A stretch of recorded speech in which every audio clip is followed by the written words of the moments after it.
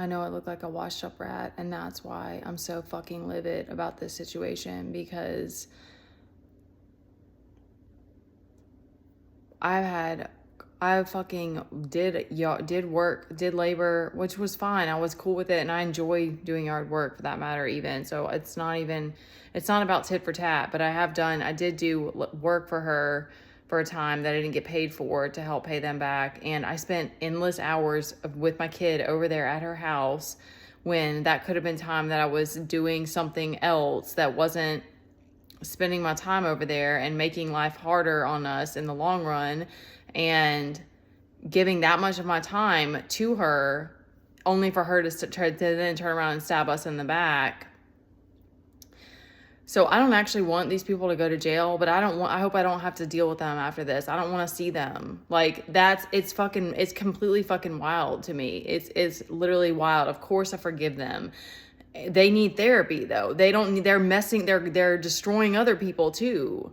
And I know other stories too, and I'm not gonna throw I'm not gonna throw my family under the bus anymore. Then I'm speaking it because I'm going through it, and it's my family. And that's the other thing that makes me furious, because it's like Teddy and I both deserve better. Teddy and I both deserve to have more options.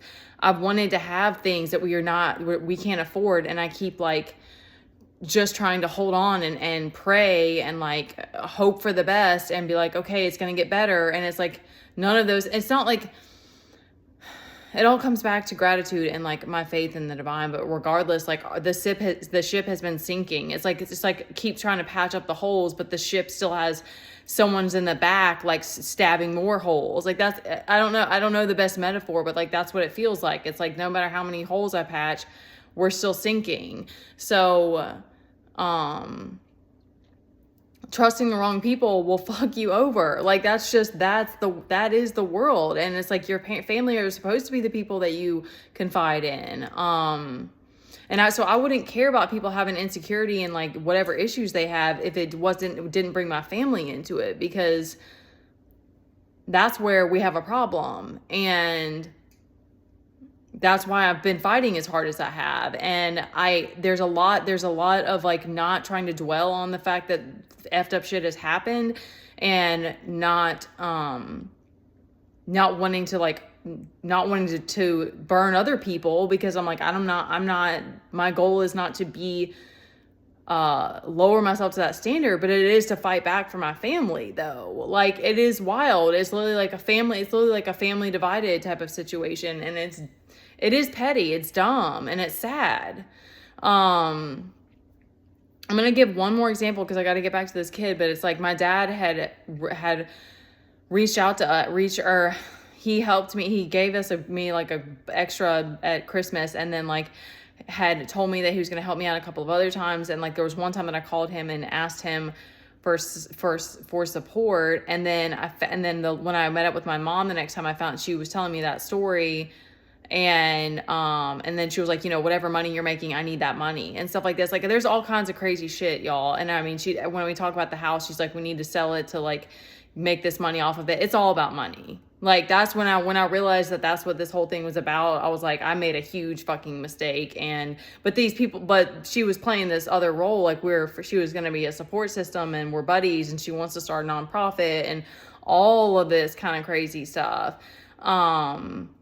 So I don't hate these people, but it's like, that's what I mean about it. It's like the people that you're around, that you're giving your time to though, that are just wanting to take, and that they're just they're just going to backstab you when you walk away. Like you need to know that though. You need to be discerning. So I don't know, maybe this is just a warning for somebody else, because it is sad. Your family are supposed to be the people that you can confide in. And I pray that you don't have to go through a situation like I have, because it changes you as a person, and some of it's for the better and some of it's not. I mean, some of it's not. Not trusting people, it's not worth it. The amount of heart pain that it comes with is not worth it. The fact that it's affected, like the amount of days I've been in depression and the amount of whatever. I mean, again, of course, some of it is just me needing to move through it, my own stuff, but like, my kid having to go through this. And I know that doing homeschool has still been the right choice for us. And like, I try my hardest to like, our well-being is always my priority. But like when I'm not good and the amount of stress that I've been through, there's just days and times that I'm not good either. And that of course has an effect on him. And that's fucked up. It is what it is. You can't avoid these things in life completely, but it's like, you know, when it affects other people and they're the people that I'm protecting and that I love and care about, that's when I get like, I'm gonna fucking I'll burn this fucking house down for that shit. I'm not going to do that, but I'm leaving it like it is. And there's fucking shit that needs to be fixed. I don't know, y'all. I mean, I'm just at that place of like, we don't have another option. And I'm waiting for the cue from God, because I'm even at that place of like trying to hold back on what I'm sharing and stuff. I mean, it's way too much. It's been too much, but it's absolutely absurd. And I love y'all, and don't give up. And we're going to breathe and pray and let God show us what steps to take next. It is what it is. You got to watch your back. You got to take care of you and yours first. And that's the other thing. That's the other reason why I was like, I don't feel bad about this, because I'm like, me and Teddy come first. Like, that's always going to be the situation. It's just I made some dumb mistakes along the way. All right. I love y'all so much. Take care of you. Okay.